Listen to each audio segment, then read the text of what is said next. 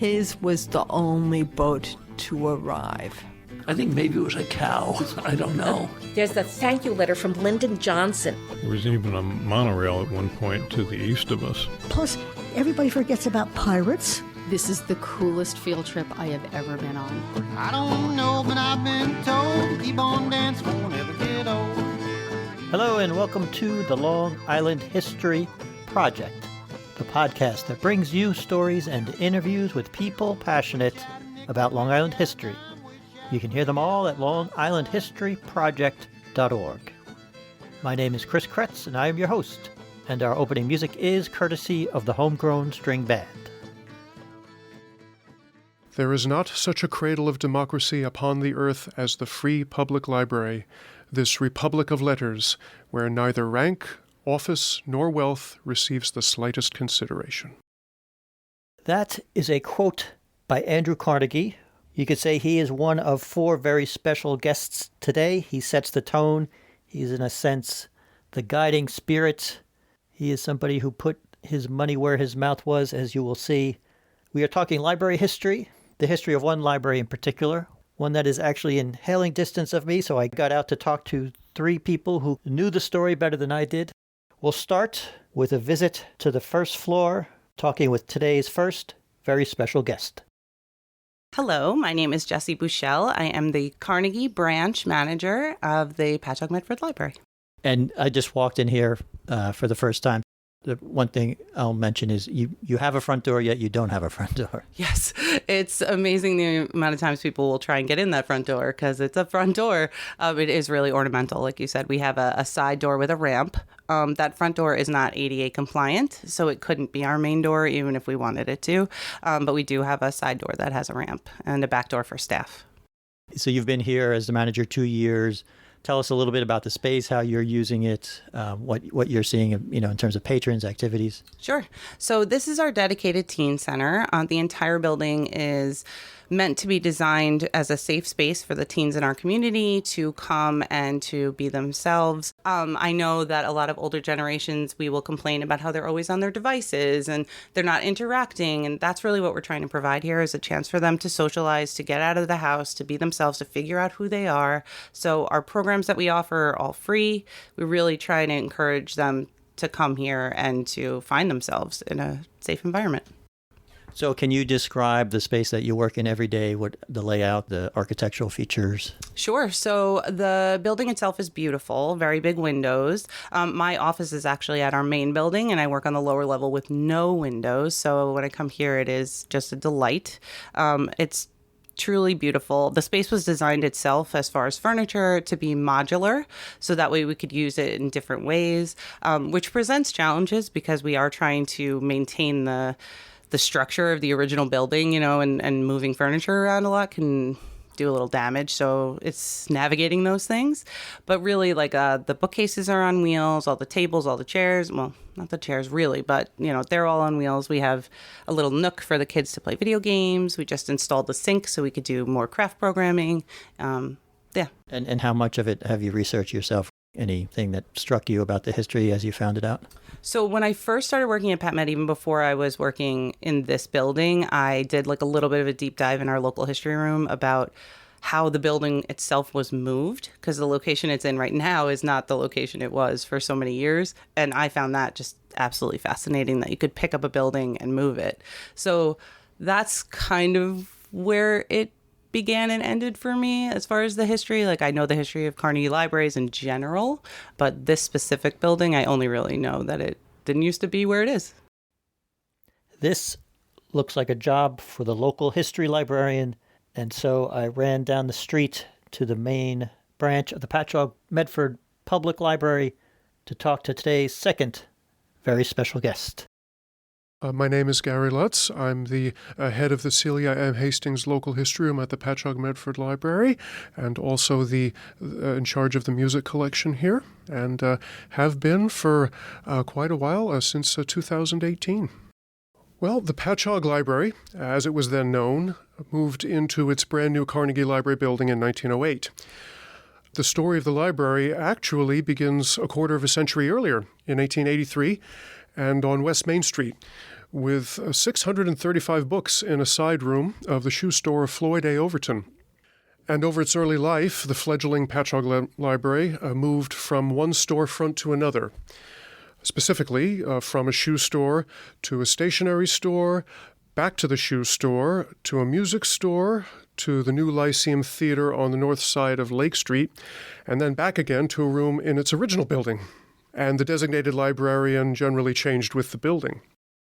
But none of these locations was a particularly quiet place, unfortunately, as you can well imagine. And as fundraising remained a chronic problem, the collection unfortunately languished, and its home remained a very temporary arrangement. But then in the fall of 1899, Sorosis, which was a national women's suffrage organization, formed a Patchogue chapter, which was led by Elizabeth Mott Smith, and she asked the library board for control of the library collection for 1 year. And she moved it into a room in Sorosis's club building on West Main Street. And then under the care of Patchogue Sorosis, a 1,500-book demonstration public library was created, and it opened for public use, and it proved popular, and efforts were made to make the library a regularly funded local public institution. So for some historical context on the history of libraries, back in the 1830s, New York State began awarding charters to libraries as part of their local school districts, so they were funded by the taxes through the school district, and that's what the women in Sorosis were aiming for. So to recap, the Patchogue Library to this date had been an association library. That means people paid for the privilege of checking out books, and over time, support and management kind of dwindled, as Gary noted. But when the association turned the library collection over to the Sorosis ladies, they had 1 year to shape things up. They were given 1 year to get the library on sound footing. They were aiming to make it this public library, and if they failed, the association would regain control, and who knows what would have happened with that. But they rolled up their sleeves, and by August of the next year, they brought the vote to the school board. The Brooklyn Daily Times does a good job of highlighting some of the campaigning, possibly arm-twisting, that these veteran campaigners of the suffragist movement brought to bear, and the library passed 2-1. One nice quote I'll read you. This is from the August 25th, 1900 Brooklyn Daily Times. Quote, "It was seen that to close down the library would be a public disgrace and a reflection on the good name of Patchogue that could never be wiped out." End quote. What happened next, Gary? Then came the momentous turn of the 20th century. And Patchogue at that time was a mill town, a place of lumber yards, a place of the oyster industry, a place of boat building, and even an official United States port of entry. And not only that, but the arrival of the railroad in 1869 led to a boom and a heyday of the hotel and hospitality industry, along with general stores, bakeries, pharmacies, a bank, liveries, and department stores. But while all this was going on, of course, support for and interest in the library continued to grow. Some more library history, getting to the role of Andrew Carnegie, who has been called by some the patron saint of public libraries. He was a Scottish immigrant, came to America in 1848 at the age of 13, made his name and his fortune in the steel industry, developing a lot of new processes and being a wizard at administration and consolidation.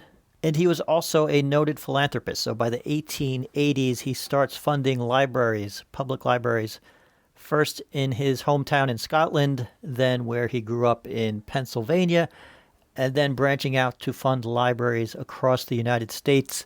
The deal was this: Carnegie would give $10,000 for the construction of a library, as long as the locality would provide the land and promise to fund the library annually at 1% of the donation. So you would have to come up with a $1,000 annual budget to keep the library going. You could hire your own architect. So if you look at Carnegie libraries around the world, around the country, they are not cookie cutter. There's a great article by the scholar Abigail Van Slyke where she notes that while they were all designed individually, they have a family resemblance. There's actually only 2 other Carnegie Libraries on Long Island, both founded a few years after Patchogue, one in Northport and one in Rockville Center. Neither are currently operating as a library, but if you look at the pictures, you can see some of that resemblance. So early 1900s, Carnegie was heavily into funding libraries, particularly in New York City. He was instrumental in building out the branch system, so donating money to build a lot of the branches of the New York Public Libraries. And he had his own man to handle the day-to-day. So if you wanted one of these libraries, you had to deal with James Bertram. And the Patchogue Library has done a great job of documenting the somewhat winding path that Patchogue took. They wrote to Bertram a couple of times, a couple of people trying to get this deal going. One was started by New York State Supreme Court Justice William Smith, whose wife was the head of Sorosis. That was in 1903. There was some issues. They didn't have land to build on, and then local entrepreneur, owner of the large lumber yard and mills, Edwin Bailey, donated land on Lake Street, so that was taken care of. And then there was some back and forth about, was the school district going to approve the budget? And Bertram needed confirmation of an actual vote, but it had to be a vote by the village board, not the school board. More back and forth. All that got cleared up. Carnegie released the 10K and construction began. Although, as you might imagine, no construction project on Long Island runs smooth. There was some cost overruns, some misestimates by the contractor. So the poor architect had to, first of all, pony up some of his own money, but also write letters to Bertram asking for more money from Mr. Carnegie. Some back and forth, some indignation, but all was explained. Some additional money came forth so that Carnegie's total outlay was $15,000, and the school board adjusted their budget to the 10% to the tune of $1,500 per year, and the job went through. And by the time construction was completed, the original building clocked in at 50 feet 6 inches by 45 feet 9 inches, and it was approximately 2,300 square feet. The architect, by the way, chosen to design the building was John Vredenberg Van Pelt. I think it's a beautifully designed neoclassical building, designed by a very, very widely known master architect. He designed quite a few buildings, including buildings as far away as Greece. He also designed the Patchogue Post Office. And on March 4th, 1908, Patchogue's Carnegie Library was dedicated with speeches and tours, and thus the Patchogue Library finally settled into its first permanent home, and it would remain there for the next 73 years. We're going to fast forward a bit through those 73 years to pick up a personal reflection of this history. Someone who knew the library starting from 1971 and was also integral to the next phase of its story, and that will lead us not only into the basement of the current Carnegie Library building, but also to today's final, very special guest. Hi, my name is Steve Lucas. I'm the treasurer of the Greater Patchogue Historical Society, where we're located right now. It's in the lower level of the Carnegie Library building on Main Street in downtown Patchogue. I'm not a Patchogue native, but it's almost getting to the point where I am almost considered that. I've only been living in Patchogue since 1971. So by most standards of the local residents, I'm a newbie, but still that's over 50 years. But anyway. What was your experience with the public library back then? Back then, when it was located on Lake Street, we used to go in there as, check out books, and that's about it. And back in the 70s, the early 70s, that was the definition of a library in my mind, just a place where you went to do research and check out a book from time to time. How did it feel? It's sort of this, neoclassical brick structure. Was it imposing? Was it fun to go to? Well, it was just, it looked official. It looked like a library in my mind. And at that point in time, it had 2 additions onto it because it had become too small. So they put 2 modern additions, one on the east side and one on the south side. At the time, did you realize it was a historical structure? Was there any sign or? Not notice? really. You know, as a newbie to the neighborhood, that's where the library was. So that was it. I didn't have a sense of it being a historic structure until a little bit later on. The building was gorgeous, brick building, built in 1908. And then they put chrome and steel on one side, and they tried to match the brick on the other side. Didn't work well, and it looked terrible. So, but then when the library moved to its current location on Main Street in the old Grants building, Briarcliff College took this over, you know, and they made a college out of it. But from 1998, if my math is right, or if the date's right, from 1998, the building was empty. Unused. Well, yeah, I forget the exact time frame. It was empty for a while because about that time, Briarcliff College moved to the new building that had been Sweezy's, and they moved into that, and now that's been changed over to something else. Something in Patchogue here must be in the water because everything moves from one to another place to another place, and a lot of the buildings get repurposed and recycled, which I guess is a good thing. Which is right, instead of tearing it down. So you just mentioned the library, the public library moved to their new main branch on Main Street, which was a former department store that W.T. Grants. And so this building became Briarcliff. It was maybe empty. Yeah, there was a period of time that it was empty. The worst thing you want to hear about an historic structure is that it's unoccupied. It's when there's no tenant on site, no one watching, no daily use, that it's in most danger. And by the turn of the 21st century, the Carnegie Library building's two tenants had moved on. The Patchogue Library, as you had heard, went down the street to the site of a former department store.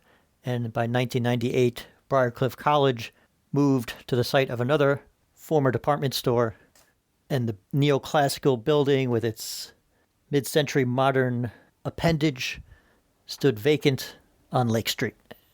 We'll let Gary pick up the story. And then over the next 14 years, the building reverted to village ownership, and its future was under considerable debate. And then in 2011, there began what I like to call a tale of a phoenix rising from the ashes. An influential grassroots organization was formed, and it successfully lobbied to save the building and to have it moved to a new location. And the following year, Patchogue Village awarded the building to the Patchogue Medford Library, and it was successfully moved to a new location on West Avenue and West Main Street. And then the following year, a new foundation was built for the building, and the building was moved yet again, all of 300 feet, into its new foundation. And then over the course of the next 3 years, detailed restoration work was carried out, and modern electrical and HVAC systems were installed, and the building was brought up to code. And in 2016, the building was dedicated, and the main floor became the library's teen center. And the following year, the Greater Patchogue Historical Society dedicated a museum on the lower level. Let's take a second, rewind that, and go back to those crucial years and all the stakeholders that came together to actually save the building. Tritech Development came in when the building was vacant, and there were a couple of other vacant buildings close by. And they bought this whole plot of land, and they wanted to build the apartments that are there now, New Village. So the Carnegie Library was in the way, and it was slated to be torn down. And a group of concerned citizens, myself included, formed an ad hoc committee to try and not let that happen. And we protested, and finally the village of Patchogue agreed that it was worth saving, so they decided to put a stipulation into the negotiations with Tritech that the building had to be saved. The developer, Tritech, donated the Carnegie Library building to the village of Patchogue. So they started looking around for where can we move this building to, if it can even be moved.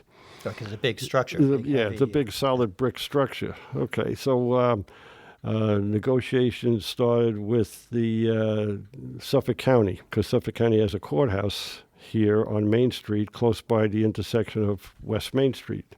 West Main Street and West Avenue.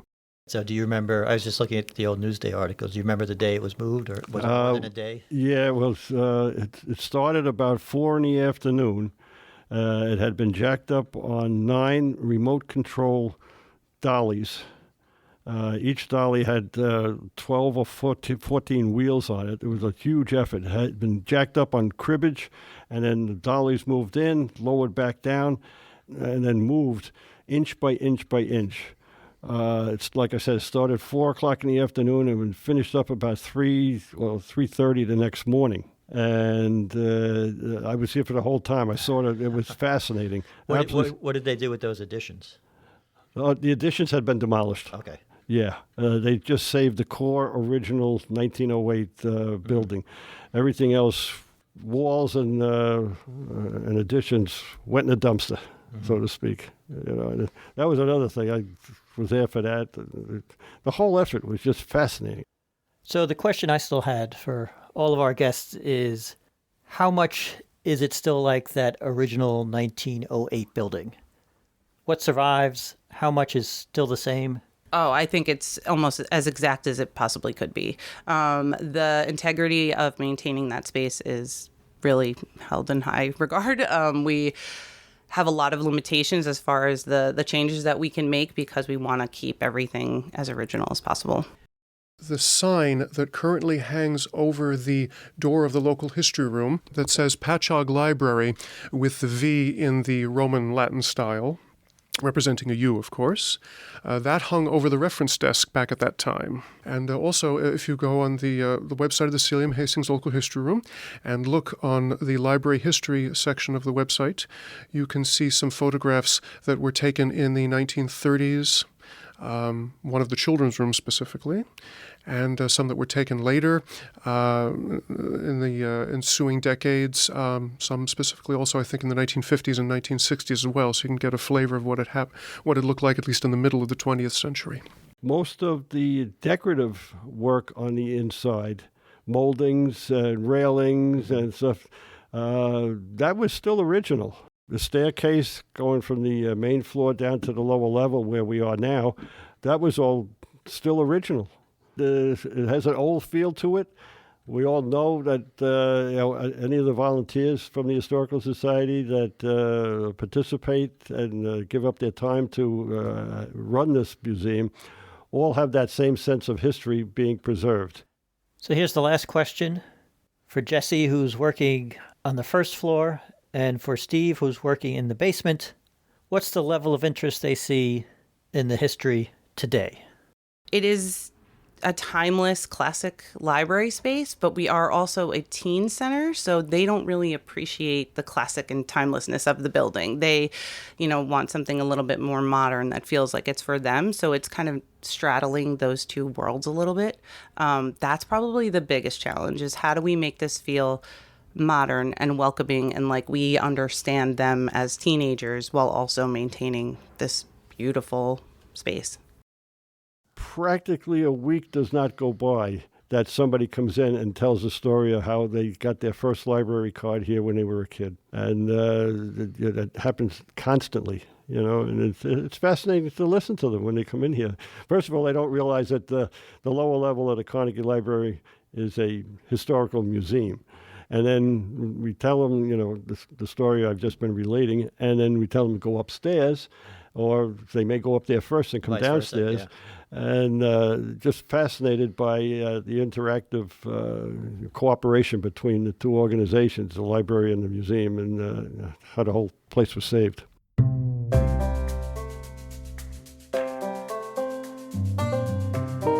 So there you have it. A happy ending, the past, present, and future coexisting in this building gifted by Andrew Carnegie over a century ago, building that went through many lives and returned to where it started, symbolically if not physically. It is a unique slice of not only Long Island history, but library history. I want to thank Jessi and Gary and Steve for helping tell it and for all the work they've done to preserve it. We will have links in our show notes to related resources. That's at longislandhistoryproject.org. Our outro music that you're hearing is Capering by the Blue Dot Sessions, used under an Attribution 4.0 international license. That does it for this episode, but, as always, thank you for listening.